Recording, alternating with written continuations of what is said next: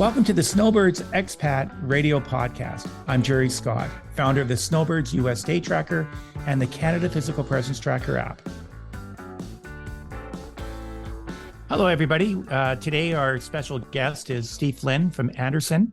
A little bit about Steve Flynn. Steve focuses on cross-border tax matters, including investments between Canada and the US by both individual businesses and US citizens residing in Canada.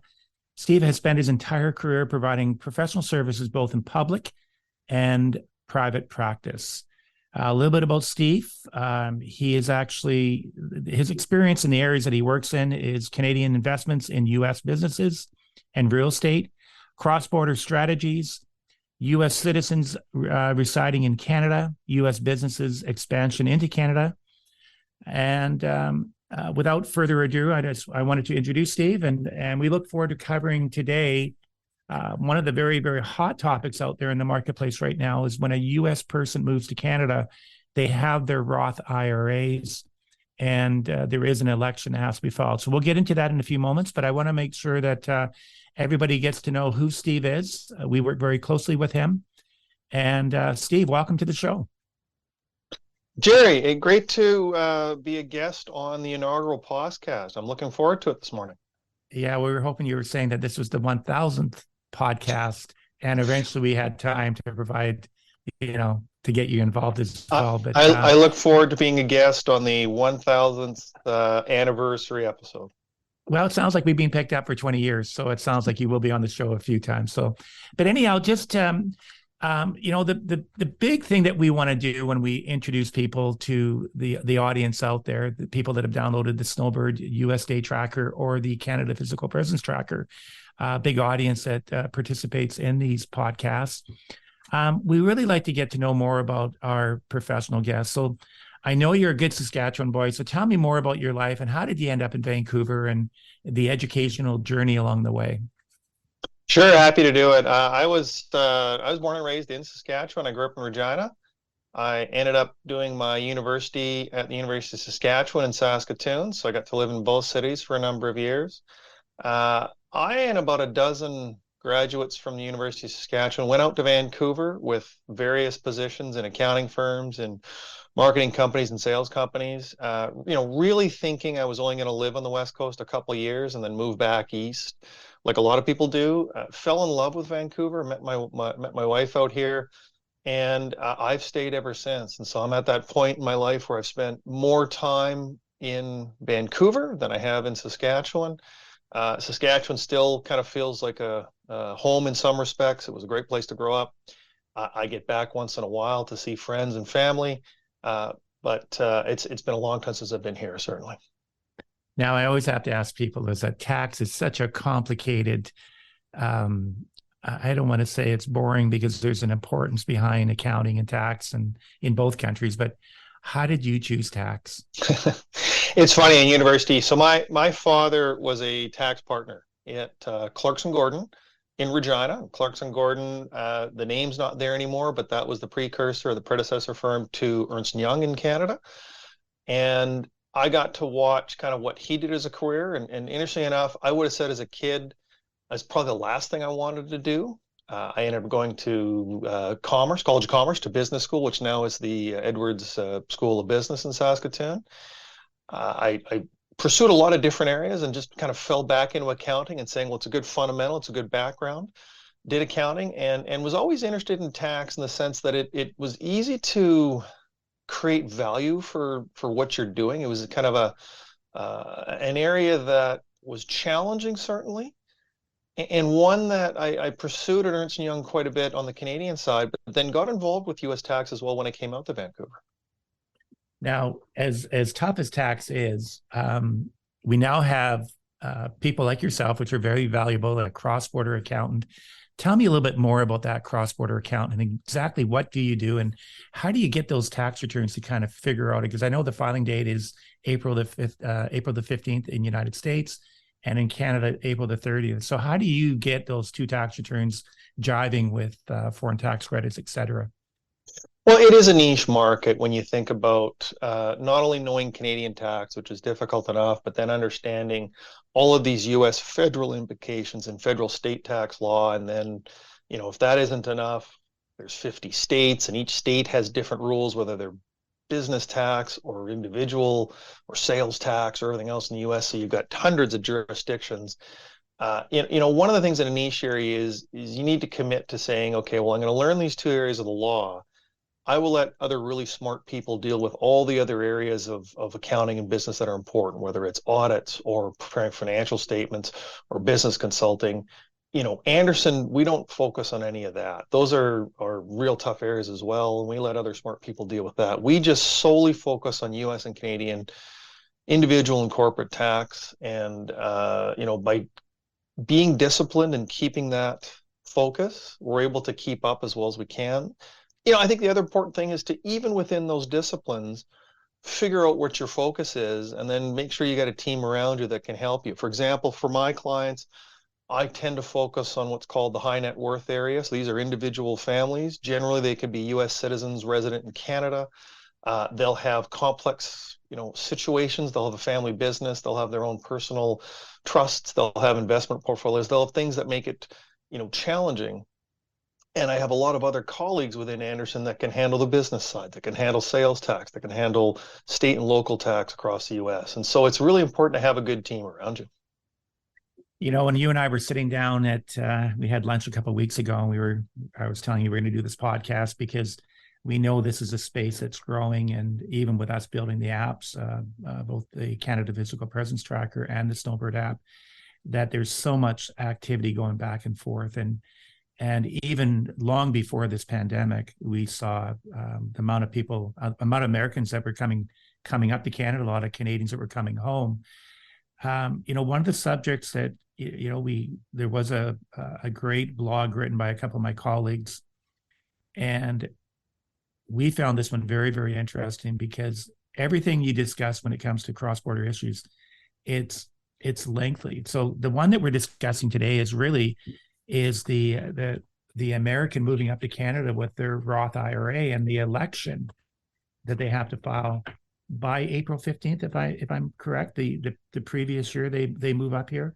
We'll talk a bit. Yeah, we'll talk about some of the deadlines on how you file that in Canada, what you have to do, and I think it's important to step back and say, well, what is a Roth IRA? Because it's a very unique term, and it's something that you often see U.S. residents, U.S. citizens who've lived in the U.S. for some time, who are building an investment portfolio. They're building assets towards their retirement. And one of the avenues you can do in the U.S. is you can put after-tax money aside in an account called a Roth IRA that won't, like other pension funds, like a traditional 401k in the U.S. or an individual retirement account in the U.S. or even the Canadian equivalent of a registered retirement savings plan or a registered pension plan.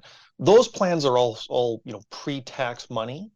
This is an after-tax savings account that, when set up properly, the investment income from the account, interest, dividends, capital gains, none of that is subject to U.S. federal tax. None of it's subject to state income tax if you live in a state that's taxable. And you can let it grow tax-free.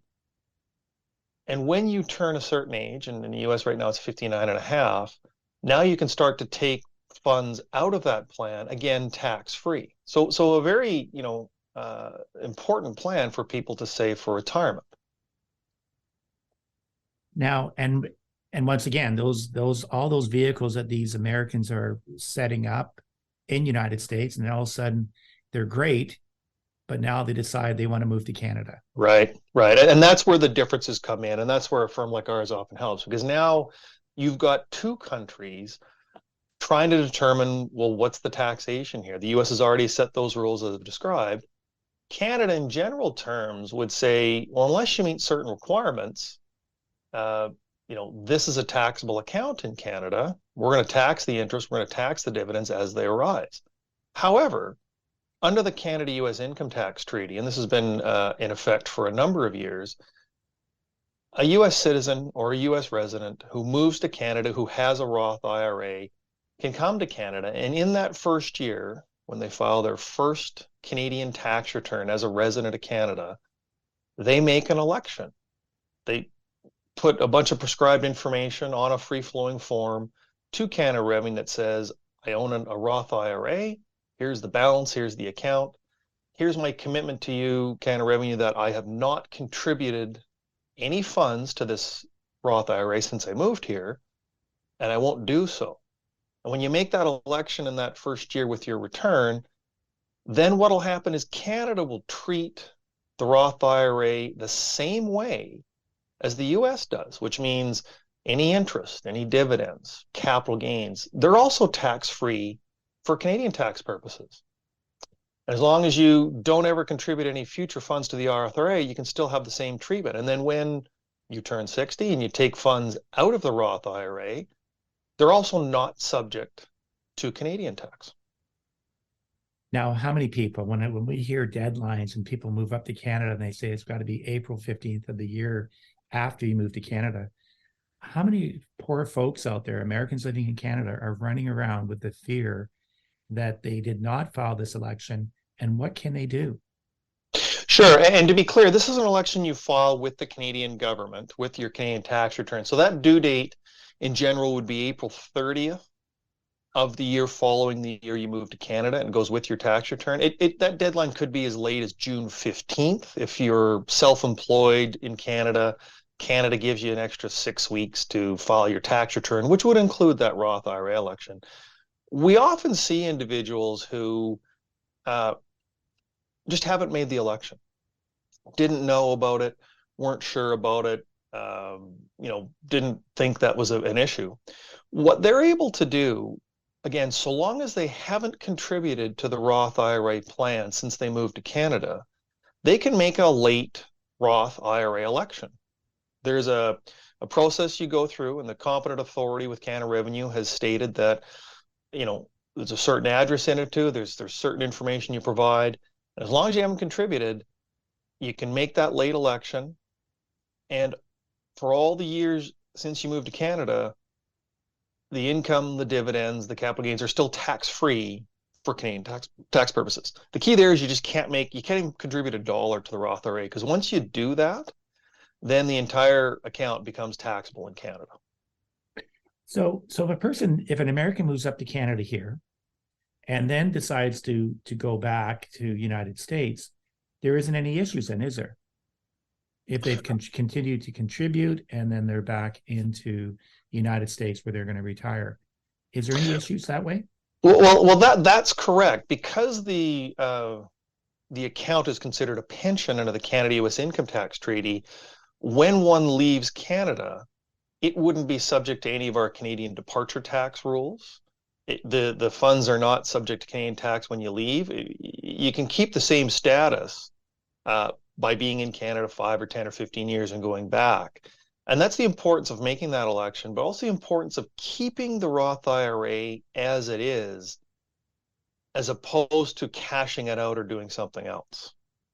As we go through this process here, so where does a client get notification they've moved to Canada? Because we know, I've had this discussion that as soon as an American moves to Canada, they have problems with their existing brokerage firms because they don't have the exemption to manage these IRAs for Americans living in Canada. So who would notify them of this rule? Is it a Canadian? I mean, I think that's the importance of this podcast and spreading the word and informing people. But outside of you and I, how do people find out about it? Well, and I think that's a tough. There isn't any letter, there isn't any form, there isn't any notification that's going to say you need to do this. That's the importance of working with a tax firm that has experience in Canadian-U.S. cross-border taxation. It's also the importance of working with an investment firm, like a Raymond James, that can take the ownership of these accounts, or take the management of these accounts, pardon me, and say, we don't have to change the structure. We can treat it as a Roth IRA, the same rules and the same conditions, and manage it from Canada. And that way we're not having to cash it in or do anything we wouldn't want to do. The problem, particularly when people are under the age of 59 and a half, when they cash in or collapse or withdraw funds from the Roth IRA before that date, there's a 10% early withdrawal penalty. And so, we just wouldn't want to see clients have to, experience that when there are better solutions, which again is a firm like yours, Jerry, to hold the account, to manage the account. A couple other things. We talked about some case studies that you wanted to bring up, or changing names to protect the innocent. But some of the things that you were working on that you wanted to bring to today's podcast. Well, one of the things you often see with individual retirement accounts, and that's different from a Roth IRA, and I want to distinguish the two. A traditional IRA, a pre-tax pension fund, where the individual, when they take money out of the fund, the money they take out will be taxable, both the capital they contributed and the income, the dividends, the capital gains. Because the idea is that you got a deduction, or you didn't pay tax on the money that went into the IRA, but now when you take money out, it's taxable. And often what people will do is they'll look at their planning and they'll look at kind of where everything is, and they'll say, okay, well, I've got this money in an IRA, a traditional IRA. I know I'm going to pay tax on it when I take the money out. If I pass away before I take all of it out, my beneficiaries, whoever's designated as such, they'll pay tax on the income as well. So do I want that? Is that the right decision? Instead, if I decided to say, well, what if I just transferred the IRA, that traditional IRA, to my Roth IRA? Granted, that's going to be taxable now. But what you may find then is if it's taxable now and you're willing to pay the tax now, and perhaps you got low tax rates, or perhaps you've got a situation where you've got a year you don't have any income and it makes sense, or you're looking down the road at different scenarios, it might make sense to pay the tax now versus later. One of the scenarios we ran into was a situation where, the individual was resident of the US, they weren't resident of Canada, but their children were resident of Canada. And all three children were resident of Canada, and all three children were beneficiaries of the IRA. And it happened that all three children were all working, and all three children were at the top marginal tax rate in Canada. And so the individual looked at the scenario and realized that if they passed away with a significant amount of money in the traditional IRA, that when they passed away and the three Canadian resident children inherited those funds, the three Canadian children, when they took money out of the IRA down the road, they could be subject to both US tax and Canadian tax because they're residents of Canada. And the Canadian tax could be much higher than the US tax now. So we helped the individual. The individual did a bit of a model of where their capital was, where their growth expected to be, their life expectancy, and everything else. And I think their decision was, I don't want my Canadian resident children inheriting funds for a traditional IRA and paying tax at, in British Columbia, that top tax rate is 53.5%. I'd better off I pay the tax now, as I'm still living in the US. They ended up moving to a state that was a zero tax state, which made it even more attractive. But these are some of the things you think about when you think about cross-border situations with IRAs and Roth IRAs. And so much is built around the treaty, and I think the treaty was written in 2009. Is that when the last time it was visited? Well, yeah, the last tax treaty. So what happens between the two governments is every 10 or 15 or 20 years, they renegotiate the income tax treaty. And in 2007, they announced some of those changes that were taking effect roughly 2010, so about that time frame, Jerry. And that last protocol, or that last change to the tax treaty, included Roth IRAs, if I recall. So that's when the first recognition was for Roth IRAs to be tax-free in Canada under certain circumstances. But I remember in 2009, the TFSAs came into effect. So I guess that's the question we get a lot of people asking us is that, when will the TFSAs be included in as part of the treaty? And so I guess my next question is that when do we expect this treaty to get rewritten or updated, or are we talking about 100 years from now, or are we talking bit of a crystal ball? So to back up a second, I think it's important to recognize a tax-free savings account, a TFSA, it does not have the same treatment under the Canada-US income tax treaty that a Roth IRA has. And a tax-free savings account is somewhat similar to a Roth IRA. You can contribute funds to a tax-free savings account. They're tax-free in Canada. The growth happens tax-free in Canada, so you can have big capital gains, interest, or dividends. won't be subject to Canadian tax. However, if you're a U.S. citizen and you happen to be a resident of Canada and you had a tax-free savings account, the income, the dividends, the capital gains, they're subject to U.S. federal income tax. Tax-free savings accounts came into effect in 2009. It was after the last change in the treaty. So that's why the treaty doesn't recognize those. I would anticipate the next negotiation between the two countries would include that. Both CPA Canada and the American Institute of CPAs, the ICPA, have written letters to Congress and to the IRS requesting some of those types of changes, not just for tax-free savings accounts, but college savings plans, which aren't covered by the treaty. And there's a whole host of small things that families find a lot of importance is when they're trying to save for retirement or save for their children's post-secondary education that aren't covered by the treaty that should be. It'll take some time for the two governments to come together. I don't know the answer to that. I mean, we're overdue for some changes, so. Now, so I guess that question that comes up with every time you have someone who has an American who has a TFSA, and we know that we have, there's high profile lawyers in Vancouver that have written tax papers on this. So the bottom line is that should American have a TFSA if he's living in Canada or shouldn't have it? I think it can make some sense, and I'll tell you why. I mean, one of the concerns with tax-free savings accounts is it considered a trust under U.S. tax law? Because if it was considered a trust, and if it's considered a non-U.S. trust, could there be some extensive reporting requirements in the U.S. where the U.S. wants this 10 or 12-page form that wants the balance sheet and the income statement and who's the trustee, and if you don't do this, the penalties are significant. Anderson and a lot of firms across North America believe that a tax-free savings account is not a trust under U.S. tax law because the contributor, the beneficiary, and the trustee are really all the same person. They're the account holder. You have to have a formation set up with a bank to hold a tax-free savings account so it could be administered. Some of those formation documents will mention the word trust in them, but it's not really, doesn't meet the definition of a trust under U.S. tax law. And therefore, we don't think all that extensive reporting requirements are required.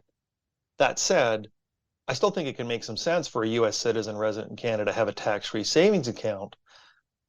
Yes, they're taxable on whatever's in that account, but they're not taxable in Canada. And so if you kind of did a modeled scenario where you had, and I think what's the maximum now you can put in a tax-free savings account if you had lived in Canada since 2009, Jerry? I think we're getting up well over $90,000. I know the limit has been sure. So let's say it's $90,000. So yeah. If you had $90,000 in a tax-free savings account and $90,000 in a taxable account, so you got $180,000 total, all of that's taxable in the U.S. because the U.S. doesn't recognize the tax-free nature of tax-free savings accounts, but U.S. tax rates are lower on interest, on dividends, on capital gains. In contrast, if only one half of that income is taxable in Canada, meaning the taxable account, what you'll have is you'll be generating Canadian tax liability on the one half that's in the taxable account. You can use that as a foreign tax credit against the entire amount that's taxable in the U.S. You'll probably be better off. The dollars may not be significant, but it could save you a few $1,000s a year in overall tax, depending on how the credit works. The importance there is having some level of taxation in Canada that you can claim as a foreign tax credit on the U.S. return. It's interesting that, our focus and our time has been spent on the election of the Roth IRA by April the 30th, the following the year that you moved to Canada. But it sure is amazing how complicated the space is. And then we started talking about TFSAs and, is it a trust? Isn't it a trust? Does PFIC come into play with that TFSA as well? And you can see that the importance of having a cross-border accountant like yourself and Anderson, it's very complex. Well, and there's another abbreviation in there. You dropped in a PFIC or a passive foreign investment company, and we often see this with U.S. citizens who are resident in Canada that may invest in mutual funds that are organized outside the United States. So they could be a mutual fund that's set up in Canada. It could be an exchange traded fund. It could be even something as simple as a money market fund any of those things are generally going to be caught by these passive foreign investment company rules in the US that can have some adverse tax implications if they're held in taxable accounts. There are solutions to those, and there can be elections and there can be choices you make. You just got to be aware of the type of investment you're making, and to the extent that you're getting involved in these, because you'd hate to have an investment that the returns are all getting eaten up by all the professional costs and potential higher tax liabilities by holding these funds. Steve, I really appreciate you coming out today and sharing all your wisdom. I do have to make a great point. You guys put on a great presentation webinar last week on the vacancy taxes and how there's no foreign ownership for the next 2 years in Canada. That's something we'll have to discuss on the next podcast. And we'll make sure that if people wanted to get a copy of that webinar, they can reach out to yourself, because it was all tax. It just makes people head spin. It gets them frustrated. I think there was, after you started adding up taxes on a $2 million home, and I think the tax rate almost got up to 8% for a foreign person. It was a hypothetical example of and I think the example was it's called a U.S. resident, someone who doesn't live in Canada, who isn't a Canadian citizen, that's got a vacation home in downtown Vancouver. And now in 2023, when you add up the federal unused house tax, the provincial speculation and vacancy tax, and then the city of Vancouver empty homes tax, and I may be getting all the words wrong, but it's an 8%, surcharge. And if it's a $5 million property, I mean, you're spending $400,000 a year for a weekend in Cole Harbour. That becomes very, very, very expensive. And you see people taking action now. They're getting tenants, they're selling places. That's just becoming uneconomical for them. So yeah. Well, I truly appreciate your time, and like I say, we'll have to, the next podcast we do with yourself, we'll have to depress people with all the taxes they have to pay as a non-Canadian resident who owns property in Canada. So truly appreciate your time, and we'll let you get back to the rest of your day. So thank you very much. Thank you, Jerry. Really enjoyed it. Happy to be on the podcast anytime. Looking forward to the 100th anniversary show. Yeah, sounds great. Thank you kindly. You bet. Talk to you later. Thank you for listening to the Snowbirds Expat Radio Podcast. Our app is available for your iPhone and your Android. If you have any questions, call me 604-612-7526. Until our next podcast, I'm Jerry Scott.